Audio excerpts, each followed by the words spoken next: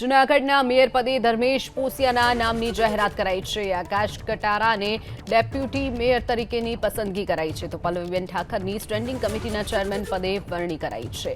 મનન અભાણીના શાસક પક્ષના નેતા તરીકે પસંદગી કરાઈ છે, તો કલ્પેશ અજવાણીની દંડક તરીકે પસંદગી કરાઈ છે।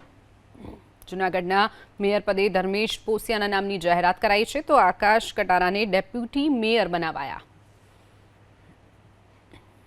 ઠાકર હાલ અત્યારે આપણી આરે છે, સ્ટેન્ડિંગ કમિટીના તેઓ ચેરમેન બન્યા છે। બેન, મોટી જવાબદારી, મહિલા તરીકે એક મોટી જવાબદારી સોંપાઈ, શું કહેશો? મારા પાર્ટીના શીર્ષસ્થ નેતૃત્વ, મહાનગરના પ્રમુખ, મહાનગરના પ્રભારી મુકેશભાઈ, અમારા પ્રદીપભાઈ, અમારા નિર્ભયભાઈ અને જે વડીલ કાર્યકર્તાઓ છે, બધા કાર્યકર્તાઓની શુભેચ્છાથી મારી ઉપર પાર્ટીએ ખૂબ મોટો વિશ્વાસ મૂક્યો છે।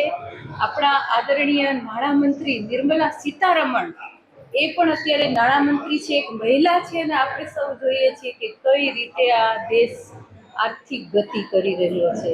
અને મારી અત્યારે નિમણૂક થઈ છે સ્ટેન્ડિંગ કમિટીના ચેરપર્સન તરીકે, ત્યારે હું સૌનો ખૂબ આભાર માનું છું। આપણા વડાપ્રધાન નરેન્દ્રભાઈ મોદી, ભૂપેન્દ્રભાઈ પટેલ, આપણા પાર્ટીના પ્રમુખ છે સી.આર. પાટીલ સાહેબ, તેમજ રત્નાકરજી, તેમજ પાર્ટીના મહામંત્રી પ્રદેશના પ્રત્યેકની હું ખૂબ આભારી છું કે એક મહિલા તરીકે મને સ્ટેન્ડિંગ કમિટીના ચેરપર્સન તરીકે એમણે મારી નિયુક્તિ કરી છે, અને આ નિયુક્તિ માટે એણે આટલો મોટો મારી ઉપર વિશ્વાસ મૂક્યો છે, એટલે હું એમની ખૂબ આભારી છું। બિલકુલ બેન, સ્ટેન્ડિંગ કમિટીના ચેરમેનનું પદ એક મહત્વનું પદ હોય છે। ખાસ કેવી તમારી ડ્રીમ પ્રોજેક્ટ રહેશે કે પછી શું ખાસ એવી બાબત રહેશે જે જૂનાગઢના વિકાસને વધુ વેગવંતુ બનાવે?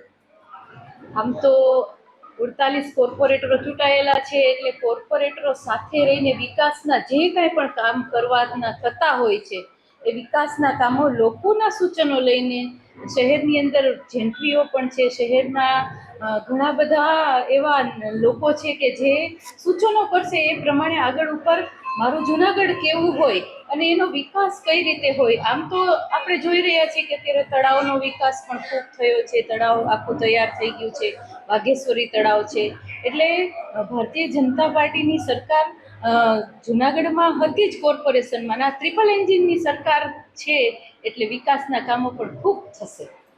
કોંગ્રેચ્યુલેશન્સ અને ખૂબ ખૂબ આભાર અમારે યાર વાતચીત કરવા માટે। પલ્લવીબેન ઠાકર જેઓ સ્ટેન્ડિંગ કમિટીના ચેરમેન બન્યા છે, તેમનું કહેવું છે કે આગામી સમયમાં જૂનાગઢના વિકાસને વધુ વેગવંતો બનાવાય તે માટે તમામ પ્રયાસો કરવામાં આવશે। પ્રતિક પંડ્યા, જૂનાગઢ, ABP અસ્મિતા।